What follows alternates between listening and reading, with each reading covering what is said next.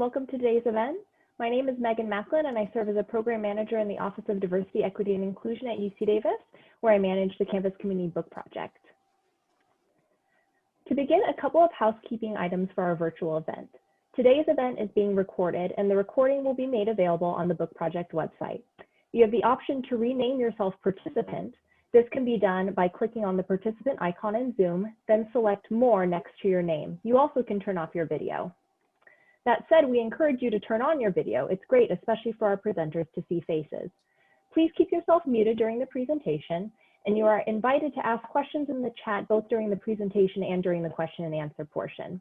During the Q&A, you also can raise your hand to ask a question or just go for it and unmute yourself and ask your question then. The UC Davis Campus Community Book Project promotes dialogue and builds community by encouraging diverse members of our campus and wider community to read the same book and attend related events. The Book Project, a signature initiative out of the Office of Diversity, Equity, and Inclusion since 2002, advances the mission to improve both the campus climate and community relations, to foster diversity, and to promote equity and inclusiveness. Currently in its 19th year, the Campus Community Book Project in 2020-2021 focuses on the theme of mental health and features graphic memoir, Marbles, Mania, Depression, Michelangelo, and Me by Ellen Forney.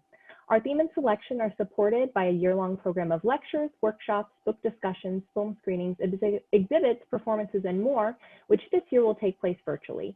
Our program culminates when author Ellen Forney comes to UC Davis on Monday, March 1, 2021 to speak, hopefully in person, at the Mondavi Center for the Performing Arts. For more information about the Campus Community Book Project program, please visit our website where you can find up-to-date event information, registration links, and other resources.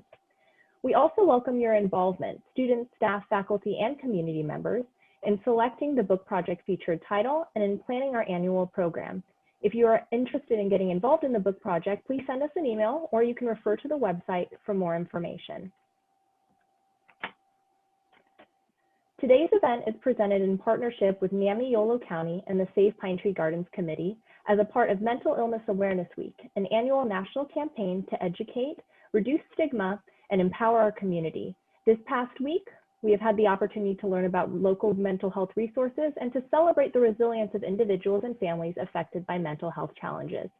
To learn more about Mental Illness Awareness Week and to view videos of the week's events, please visit the Namiolo website. There, you will have an opportunity to become a member of Namiolo County and to learn about and donate to Pine Tree Gardens, which are 2 residential facilities in Davis that are the only board and care homes in Yolo County for people with serious and persistent mental illnesses. It is now my pleasure to introduce today's speaker, Dr. Hendry, who will present on mental health and the power of resilience. Dr. Ton is the Associate Vice Chancellor of Health, Equity, Diversity, and Inclusion at UC Davis. He also is the founding medical director of the Transcultural Wellness Center of Asian Pacific Community Counseling, a community clinic that specializes in serving the mental health needs of Sacramento's diverse Asian and Pacific Islander communities. As Professor of Psychiatry and Behavioral Sciences, Dr. Ton has led the department's courses and initiatives for medical student education. Under his watch, the psychiatry clerkship ranked in the top 20% in a nationwide assessment conducted by the Association of American Medical Colleges. He has received the UC Davis Chancellor's Achievement Award for Diversity and Community, the Dean's Award for Excellence in Community Engagement, and the Dean's Inspirational Faculty Educator Award for his work with students, communities, ethnic minorities, and cultural competence. He also recently received the National Science of Mental Illnesses Exemplary Psychiatrist Award. Dr. Ton presents nationally on topics of cultural competence, education, and system change. Originally from Vietnam, Dr. Ton immigrated to the United States with his family as a refugee.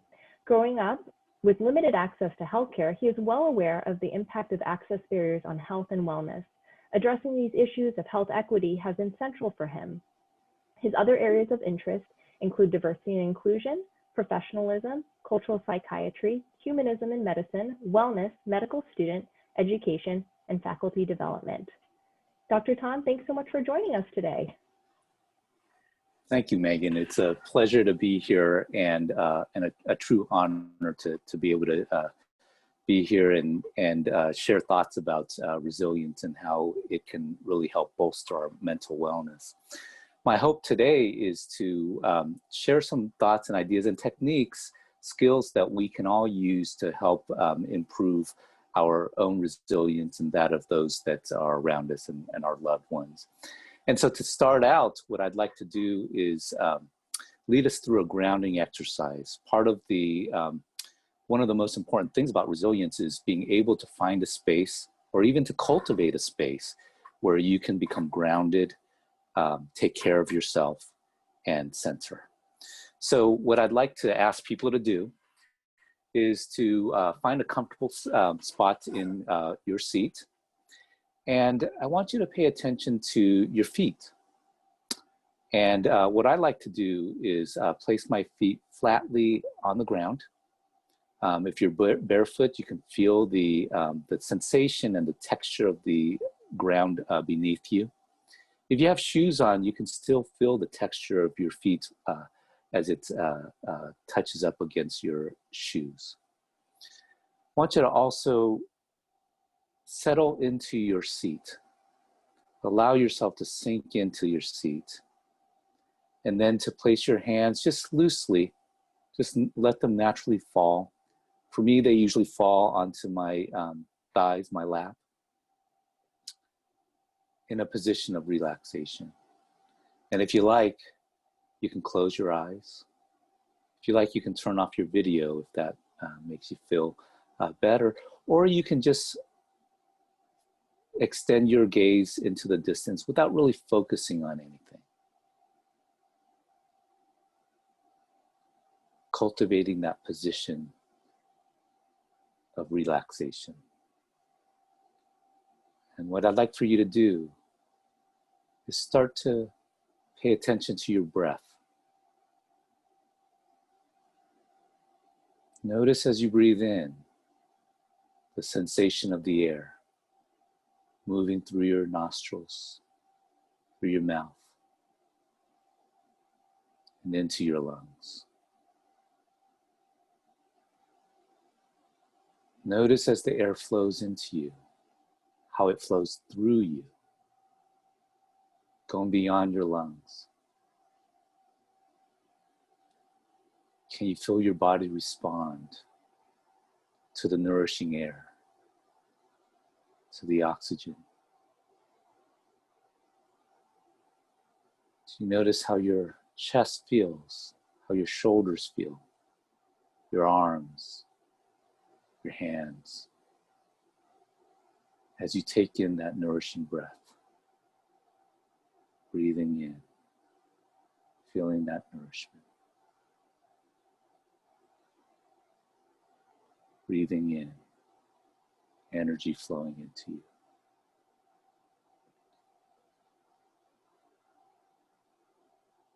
And I want you to focus your attention on your out breath.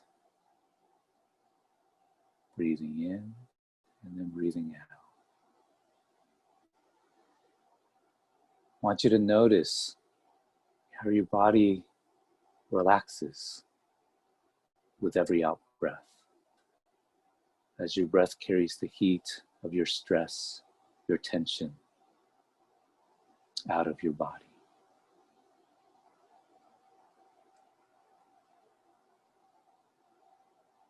Feel how your body responds as you let go of that breath and the tension of your day. Breathing in, feeling that energy nourish you. Breathing out, letting go.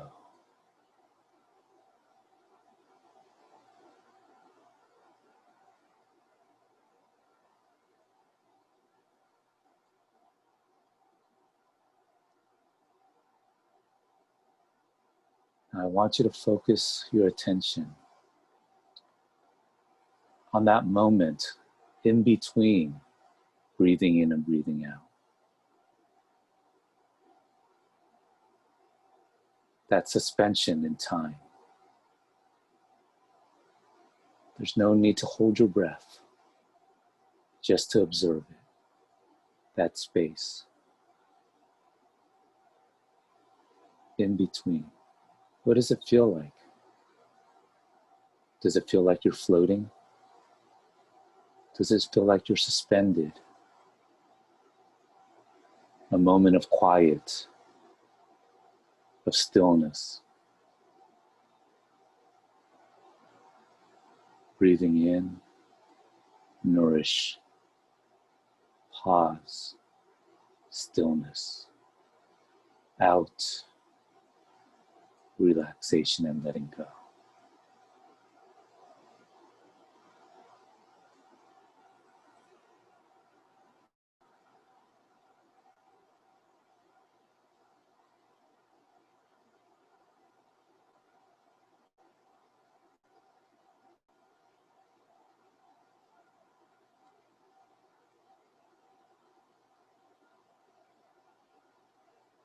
I'd like for you to take a couple more breaths and then start to refocus back on our meeting.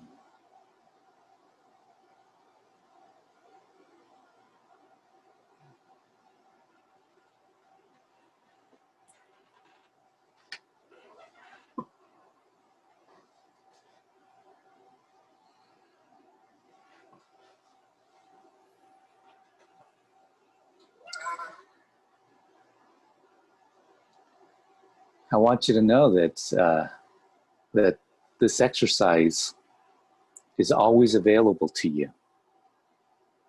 It's something that you can tuck away in your bag of self-care, and you can pull that out, and it doesn't take very long.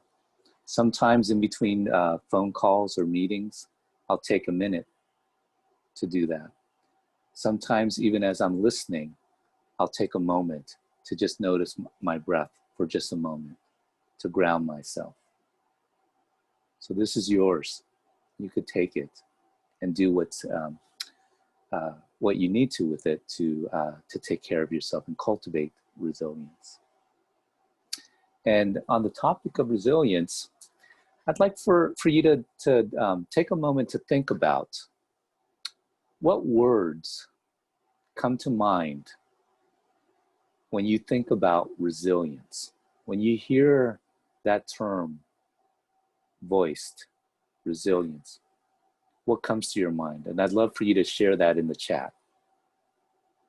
Let's take a moment to just type in what comes to your mind.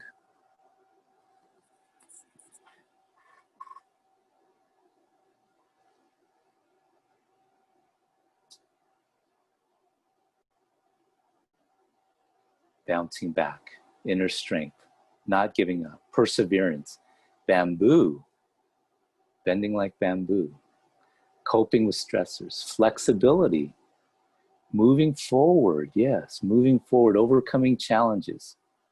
It's the ability to recover from setbacks and to become stronger. Comeback power, adaptation, strength, restoration and recovery. Lovely. Yes. So y'all know about resilience. And what I didn't hear in there is an immunity to stress. What I didn't hear in there was an absence of pain or an absence of suffering. But it's rather the ability to bounce back from pain and suffering and setbacks. That is resilience. And the American Psychological Association resonates with what you've said, that the resilience is the process for adapting well in the face of adversity, trauma, tragedy. Threats are significant sources of stress, such as family problems, relationship problems, health problems, workplace and financial problems. And it means bouncing back from difficult experiences. So the wonderful thing about resilience is that we all have it, and we all demonstrate it. We all have the capacity for it, and we have the capacity to cultivate more of it in our lives. So one of the amazing things about resilience is that it's an incredible but ordinary trait that we all have. It's amazing, and yet every day. And so what I'd like to talk about in the next few minutes is some of the key things that we can do to cultivate our resilience. So, and I'm gonna go ahead and share my screen.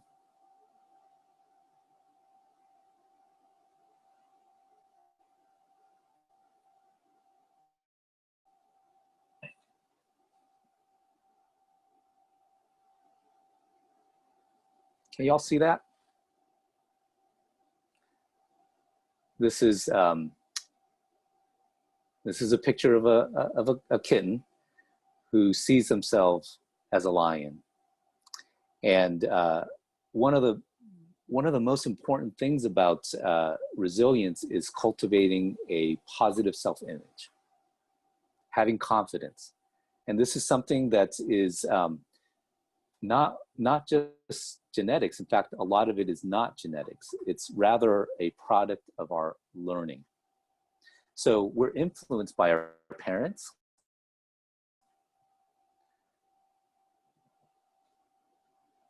We're influenced by our caregivers early on.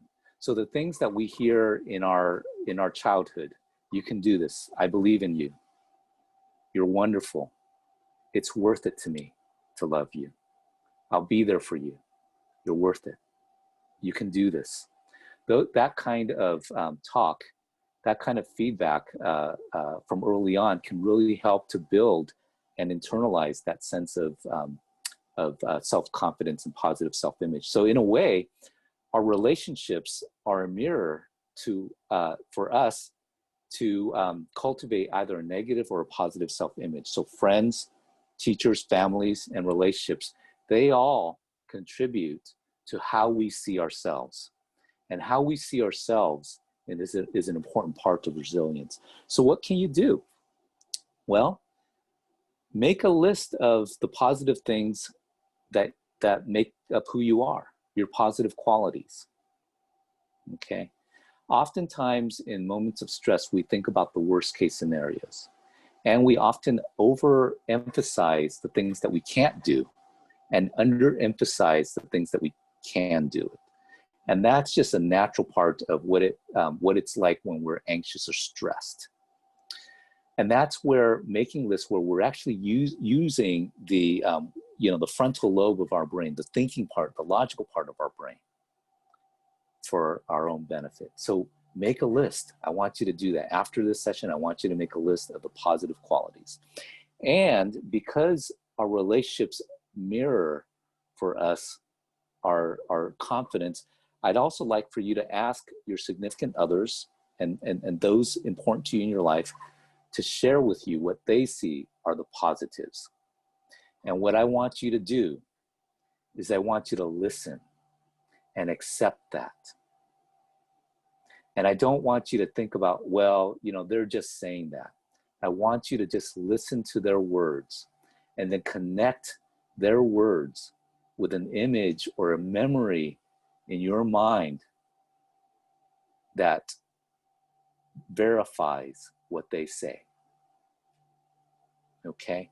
Because those images are really important to capture and to put into and commit to your memory and your understanding of who you are.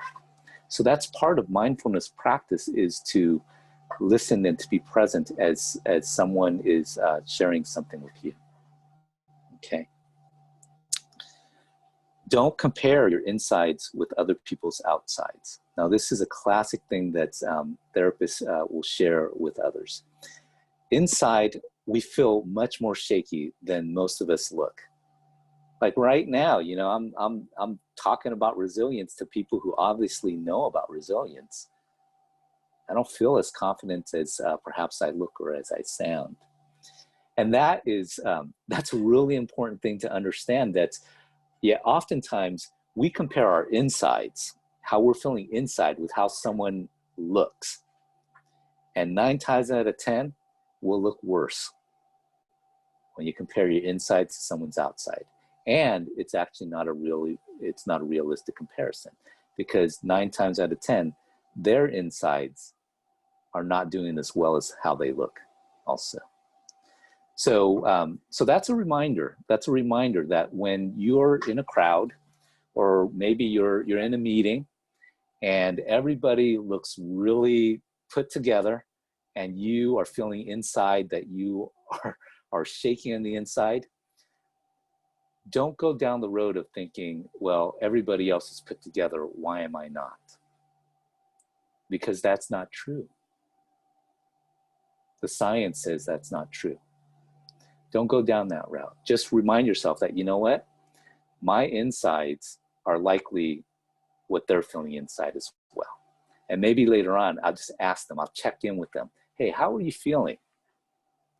And they may say, yeah, I was feeling really nervous, which is often the conversation I'll have when I talk to my colleagues who are so put together. I'll say, oh, you know, I was so nervous, but you looked so put together. Really? Because I did not feel like put together. So don't compare your insides to others' outsides. Give yourself positive affirmations at the beginning of the day. Share with yourself what you love about yourself. And sometimes it may feel really contrived. Sometimes you might have to just fake it because the day or you're just not feeling like it. But that's okay. Because part of you will hear it. And it's a habit. It's a habit to develop self-confidence and a positive self-image. And so it's just like running that first mile. You know, when you first start out running, you're going to feel that pain. You're going to feel like maybe an imposter, perhaps, that you can't really run that mile. But it takes practice. And in the end, you might find yourself, hey, where's that half marathon? Where's that marathon? I don't know. I've never run a half marathon or a marathon. So I don't know about that. But it is a habit. And it's a good habit to get into, to cultivate that positive self-image. I want to share with you another picture.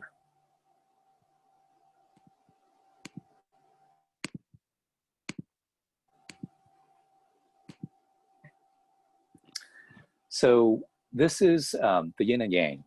This is a symbol that has a lot of cultural meaning and spiritual meaning for people in many Asian cultures. My culture, including Vietnamese culture. But it's also something that we use in psychotherapy as a way of understanding strength. And as you can see here, you can see that there's a white part, and then there's within the white part, there's a black dot. And within the black dot, there's a white part. And what it says is that in your life, you can have trouble in your life. And you know, we can look at the trouble as being the white part of this diagram. But within that trouble, there is hope and strength, as you can see in this black dot. And even when there is strength and happiness in your life, connoted by this the white part of the diagram, there's still a potential or a seed of sadness, and that is just part of life. Now, how this relates, though, to strength and wellness is that even in adversity, even when you're struggling, there's a seed that we can learn from, that we can grow from. There's a recognition, if we look, of our strength within the hardship that we have.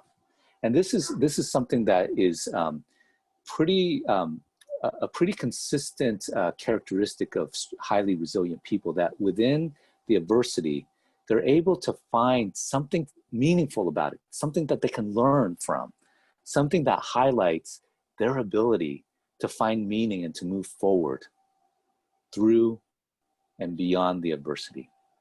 And I want to share an experience that I had with a person that I helped to take care of, who had bipolar,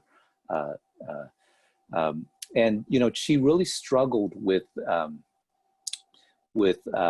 the sense of being out of control, of having excessive energy, and that resulted in her doing things that were really impulsive and financially damaging, and would also hurt her relationship. And that's part of what it means to have bipolar, but it's not the only thing, and it's not the defining thing about what it means to have bipolar. Because here's the thing. What I also learned from her is that she had this exquisite wisdom. This wisdom to understand and to know about how she felt about things. And it was born out of a need that she needed to know when she started to get more manic, or when that she started to need to get more depressed. She needed to know those early signs so that she can then activate coping strategies and then come talk to me and work with me for that. So she had this exquisite self-awareness of her feelings and her emotions in ways that I didn't have, in ways that many people don't have. And that was the strength that she found in the challenge of having bipolar. And so I ask you, in the things that you do, in the troubles that you have, what is that opportunity? What have you been able to cultivate that is different, that helps you to get through? I know someone with Tourette's disorder, and one of the things that he struggled with was trying to control that impulse to say something or to do something that was seen by others as being inappropriate. And one day he said to me, why do I have this? Why do I have this? It's so hard. And of course, that is a question that many of us ask when we face adversity. Why? And that's an important question to ask. And we talked about that. But here's the thing as well, that no matter the reason why he had this, he cultivated an incredible strength of will to be able to manage his Tourette's when he most needed it. And so we talked about, we don't know exactly why you have it, but you've grown up to have tremendous will because of it, probably more so than others. And I think that will help you to get through other adversities and other challenges in your life. And he said, yeah, you know what? I think that's true. I think I have a lot of will.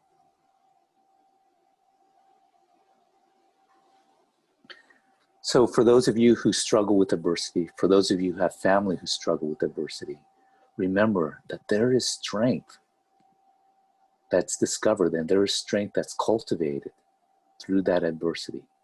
We need but find it, to acknowledge it, to honor it, and to celebrate it. And that's a practice of resilience. An important part of resilience as well is to be able to manage your feelings. So in a lot of situations, highly resilient people don't react right away to a stressful situation.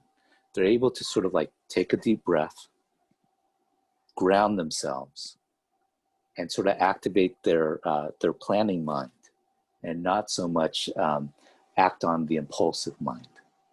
Okay, and so part of resilience is really building your thinking mind, your planning mind, through these crises. And so I want to share a common framework that therapists will use to help build that sense of emotional self-management, of coping.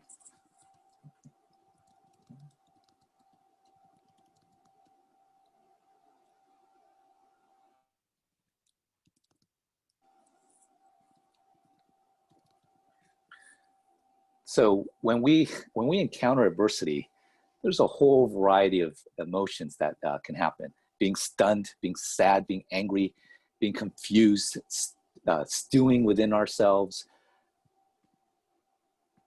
all sorts of emotions.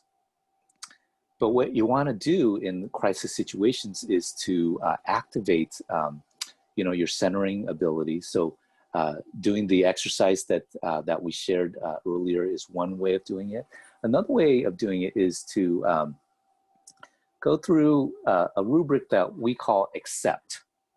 And so when you're stressed out, can you do something that takes your mind off of it?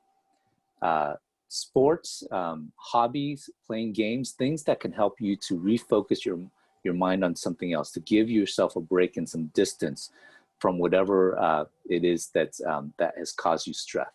Now, this is not to say that you can always avoid it, but taking a break from it. So when you get that email that makes you angry, can you spend some time to do something that is enjoyable or helps you to feel productive or meaningful before you respond to that email? So additional activities. Again, don't compare your insides to someone's outsides. That's a really important thing. Contribute. Can you do something that takes helps you to give to another person? It's amazing how much our activities to contribute to others takes us out of the space of feeling helpless and into the space of having agency, having the ability to make a change in the world and in the lives of those that we care for. Opposite emotions. So if you're feeling angry, can you turn on music or use a book to promote the different kind of emotion? So this is a great time to develop those playlists for emotions that you feel you struggle with, and the playlist can elicit help you to cultivate emotions that are opposite. You can also push away negative thoughts. So imagine putting it in a box. So some people who are very visual really do well with this approach. Imagine yourself having a box and putting that negative thought in there, or checking off that list, or putting it on a shelf. Now, it doesn't mean that you always avoid it. If you have consistent thoughts that are negative, putting it in a box can help give you some important space and temporary relief. But if you find them coming back, it's good to talk to a friend or a therapist about it. And then, change your thoughts. Do other things that get your thoughts away from those negative thinking. So counting, my kids love to, when we used to take road trips, they love to do those car games where, whenever you see a yellow car, you call out banana. Things like that help you to cultivate other thoughts, more benign thoughts in your mind. And then finally, remember that we're physical beings. Our minds are often influenced by what's going on with us physically. So taking showers, getting a massage, even if it's a self-massage, doing things, to take you away from the emotions by taking care of your body. Okay, and that's the accepts rubric. And so I hope that can be useful to you. Now, I want to share with you a story, and some of you may have heard this story before. It's by Lauren Isley, who lived from 1907 to 1977. And so the story is about starfishes.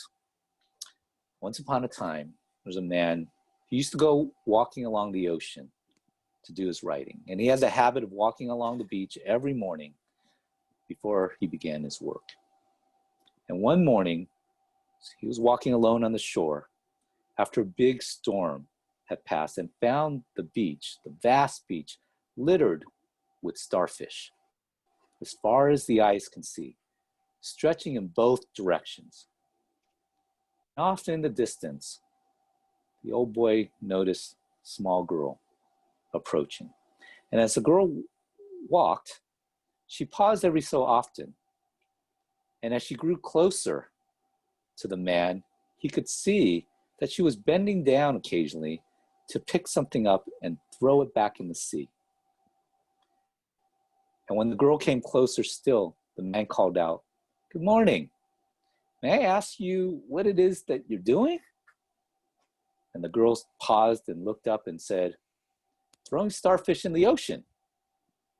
The tide washed them up on the beach, and they can't return to the sea by themselves. And when the sun gets high, they're going to die unless I throw them back in the water." The old man looked at the vast beach, the immense amount of starfishes, and said, "There must be tens of thousands of starfish on this beach. I'm afraid you won't really make much of a difference." And the girl bent down. She picked up another starfish and threw it as far as she could into the ocean. And then she turned and smiled and said, "It made a difference for that one."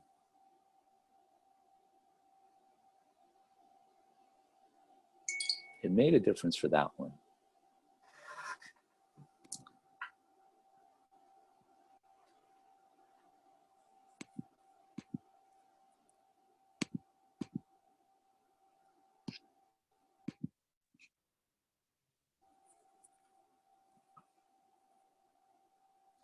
So it's really important for us to be realistic, but not to give up hope in that realism.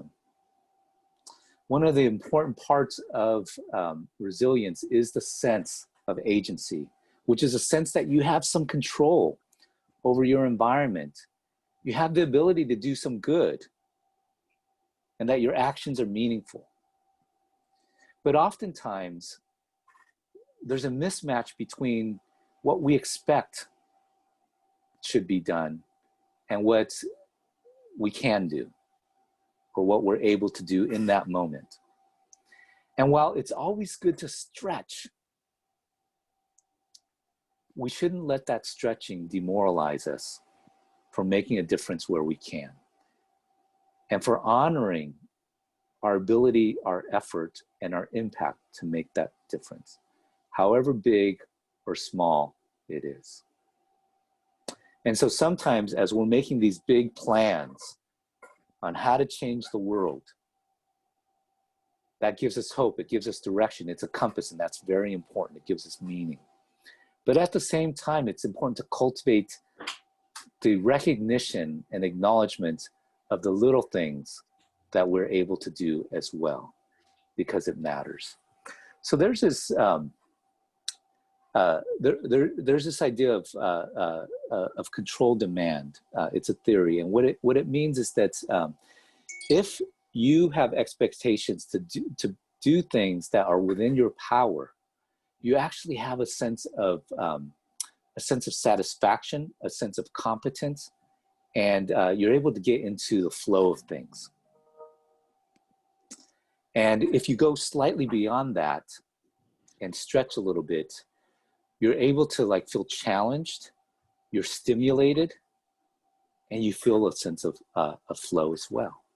But if you always look beyond what the tools you have and demand that you get there, then you run the risk of cultivating a sense of inadequacy. So again, it's not to say that our hope should not be high. Our hope should be very high because they give us direction. But it's important to temper that with understanding that there are things that are within our control right now. And if we can focus on that as well, that gives us health. So, we learned this from people who were prisoners of war, who didn't have the ability or control to get out of their prisons, but they had the ability to do things within their realm of control. And so, for example, one man in a Jewish internment camp built a clock in his mind, and that helped him to get through and cope and be resilient. And he survived. And then after he was released, he got out, he built that clock, and it actually worked.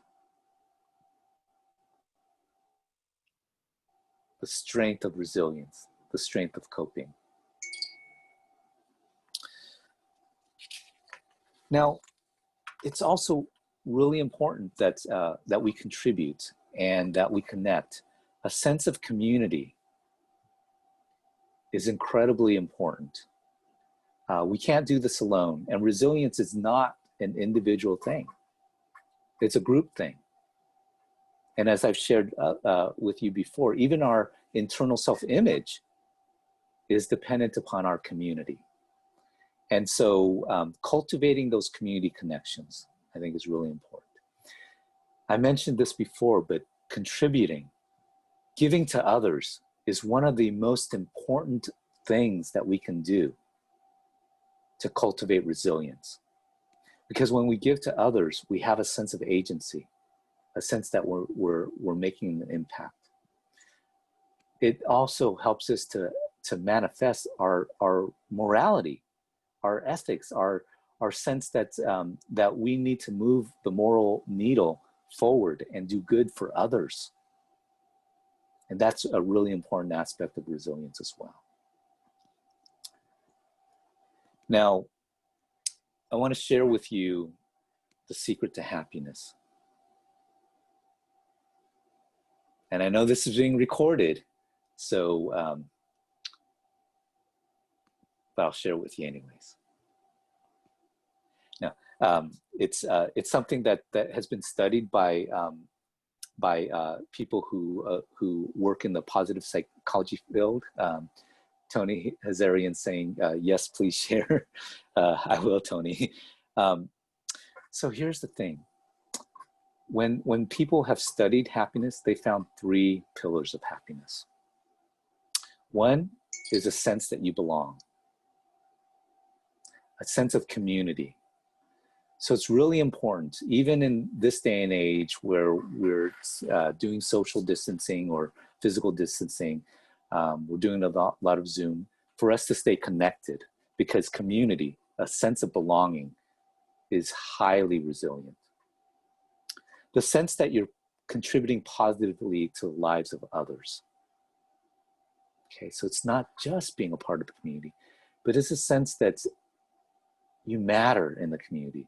And this is something really important to me, in particular, because a lot of the people that I work with who contemplate hurting themselves or suicide, that's the question that we struggle with, that we work through, is if I'm gone, would it matter to anybody? If I'm not here, would the lives of others be better? And the depression takes over and has a very, very wrong answer.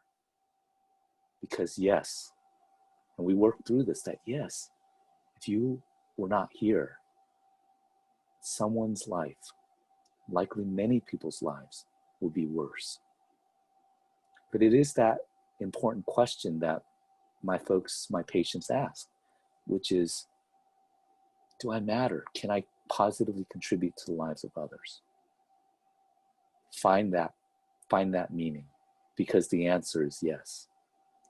And then the third thing is the sense that you're growing, the sense that you're learning, that you're growing as a human being. And what that entails, number one, is a desire or a vision of where you want to be, where you want to go, a code of morality. It doesn't have to be well thought out, but it has to be there that there's a direction that I want to go to, and that I have the capacity to grow. And I'm still sorting that out. I'm still learning what that will look like. But I have some ideas of what growing means.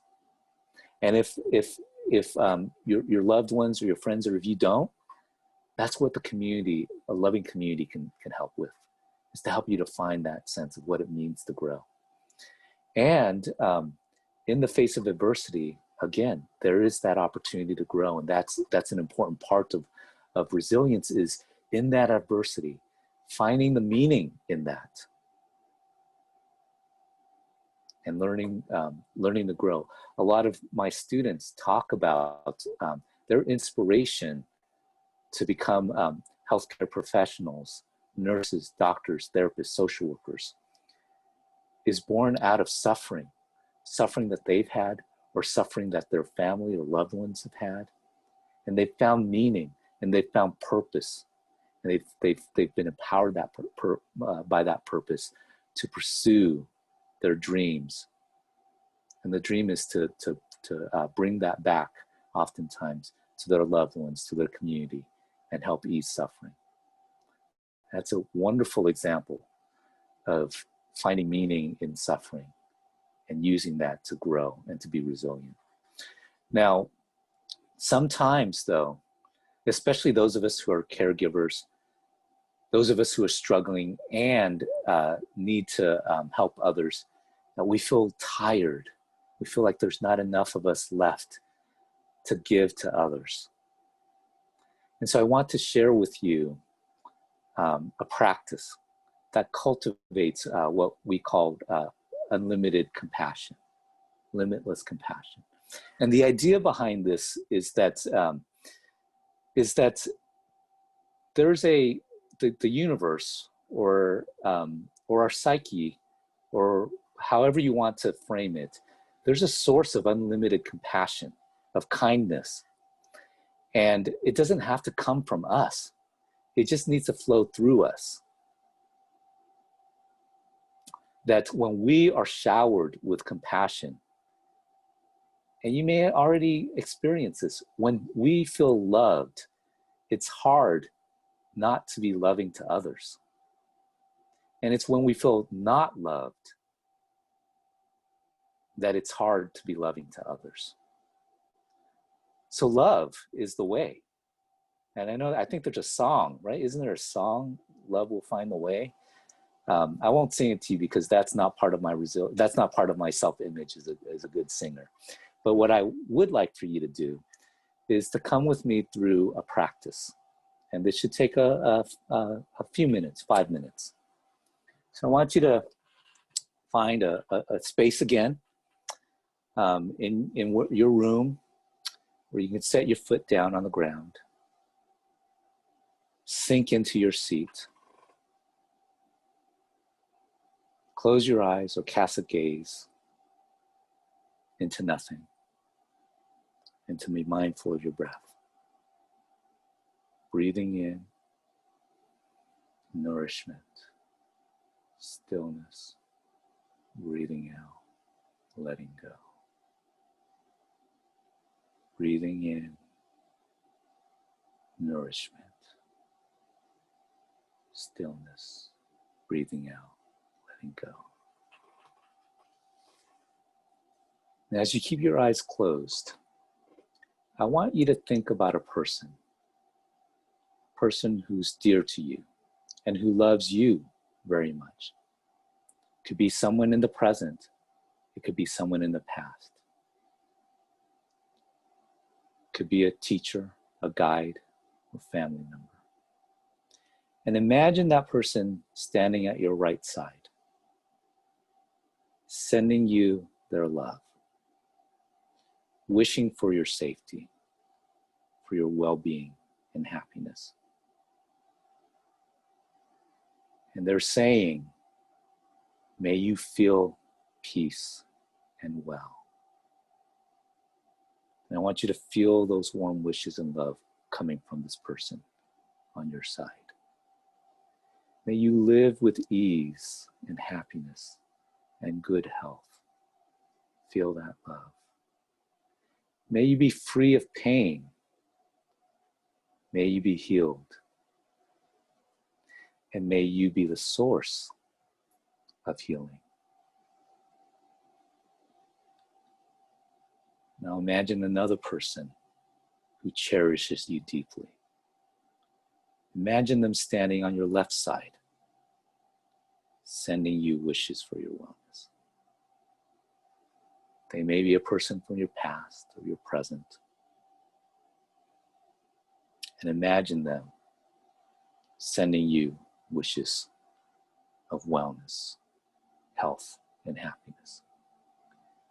And hear and really resonate, savor their words. May you feel at peace and well. May you live with ease and happiness.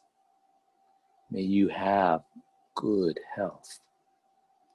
May you be free from pain and suffering. May you be healed. May you be the source of healing.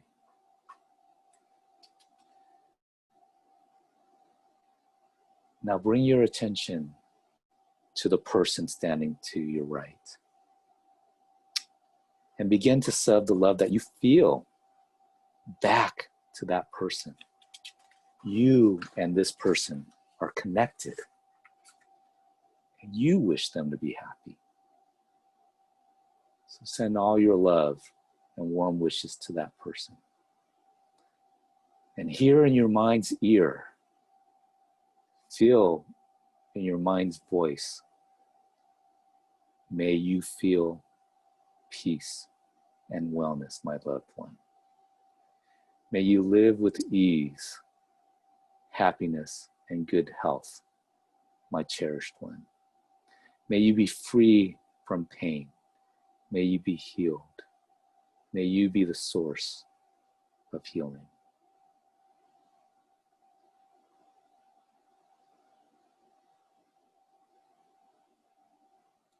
We're all together in this.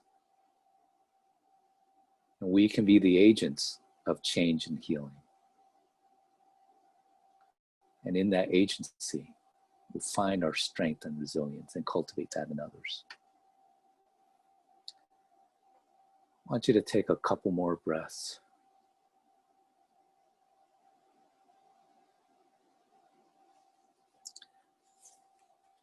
And then refocus back to our meeting. Before we open it up to questions, I want to just share with you a story. This is a Hasidic story that was related by Jacob Needleman and published in the Politics of a Broken Hearted by Parker Palmer. And the essay is on holding the tensions of democracy, essays on deepening the American dream. A disciple asks the rabbi, why does the Torah tell us to place these words upon your hearts? Why does it not tell us to place these holy words in our hearts? And the rabbi answers, it's because as we are, our hearts are closed. We cannot place the holy words in our hearts. So we place them on top of our hearts. And there they stay until one day our heart breaks and then the words fall in.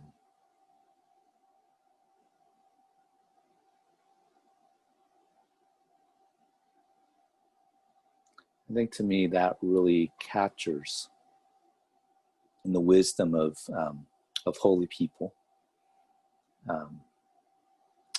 what it means to be resilient. It's not the absence of breaking. It's not the absence of pain, but in fact, it is our experience of suffering and pain that allows us to have a wisdom and to grow in that wisdom, to become resilient. Thank you. At this point, I'd love to entertain any questions that you might have. So we welcome folks to place your questions in chat. We have 3 minutes before we reach 1 o'clock, so I think we can answer maybe 1 or 2 questions from our participants. So again, feel free to chat or just go ahead and unmute yourself and ask your question.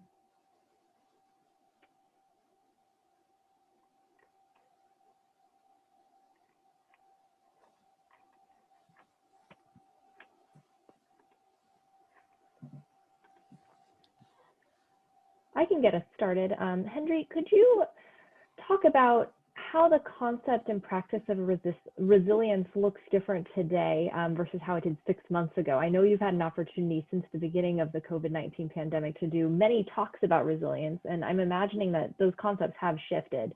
And how can we continue to maintain resilience when it feels like there's no end in sight to this heartbreak that you mentioned? Yes, I've been thinking a lot about that, both in my personal life as well as in our community as well. Um, I think preserving our sense of community is really important, and that's why I try not to use the term social distancing and use the term physical distancing, because we can still and need to stay connected. That is really important. So that's number one. And there are challenges, but the benefit of all this is that that friend that you have across the country, you can connect with them in ways that at least I had not thought about before the pandemic of COVID-19 hit. So technology has actually helped us to extend our community, and we can use that. The second thing is, we're now in the 7th month of sheltering in place for a lot of us, and that's a really long time. And so part of this is, again, imagine the things that you have control over and the things that you don't have control over. And then start to focus on the things that you have control over and find that beauty in it. So, a lot of people have been doing more painting. They've been doing drawing. My kids have been doing Minecraft, for those of you who know what Minecraft is.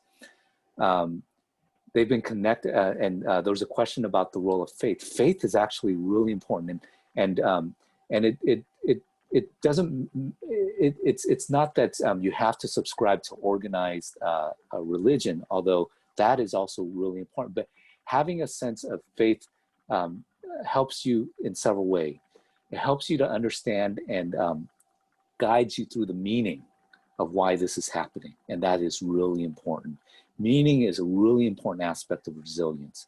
Number two, for a lot of people, faith helps us to persevere. It gives us optimism, especially if our faith entails a sense of things are happening for a reason, because that allows for us to grow. That in and of itself helps stimulate that search for growth, and that's really important. And then faith for many people is community as well. And so that can be very, very important in this day and age. Now, of course, the challenge of for many faith communities is gathering in a way that doesn't expose people to harm. But there are a lot of faith organizations and services that are now creatively doing online. And I've seen some of incredibly beautiful services that really bring in people from different locales as well, to share in the faith practices of those communities. I've heard a lot of questions about the story that I shared, and so I'll share it again. It's I want to acknowledge Jacob Needleman, who related this story, and it was published by Parker Palmer in Politics of the Brokenhearted, on holding the tensions of democracy, period, essays on deepening the American dream. And it was published in 2005 in that set of essays. Dr. Tan, we had an anonymous question asking, do you practice a certain type of therapy? Asking that if someone were wanting to seek help from a mental health professional, what kind of therapy you practice that this person could look into themselves? Yeah, so a lot of the principles that I use is shared by humanistic psychologists and psychotherapists and psychiatrists. And humanistic psychology shares that within everybody, there's a need for unconditional positive regard. And once that need is acknowledged and honored, a person grows. The other thing about this way of psychotherapy is the importance of the relationship. That it's the most important work of the therapist is to be in relationship with the person where they can start to discover themselves. And so it really posits that the therapist is not the expert, but rather the guide. And a lot of psychotherapies really use that model as well. Another aspect of psychotherapy is called existential psychology or existential therapy. And that therapy is, the core of that therapy is based on finding meaning, that the understanding that it's, when we find meaning in our suffering or in the things that we do, we actually start or continue on our path of healing. Thank you. I know that we are a few minutes over 3 o'clock. Just checking in. If anyone has any additional questions before we close out.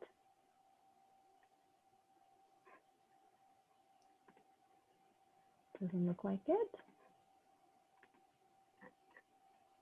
I want to thank everyone else. I want to thank everyone again for joining us today and encourage you to please remember to visit the Campus Community Book Project website, or you're welcome to send us an email for more information about our upcoming events.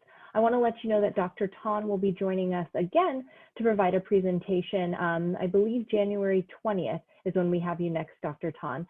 So welcome you to join us again for that event in the winter. And also we have about an event every week that will be happening from now through the end of our winter quarter, through the end of March. Again, thank you, and we hope to see you at a future program. Bye, everyone. Thank you so much, everyone.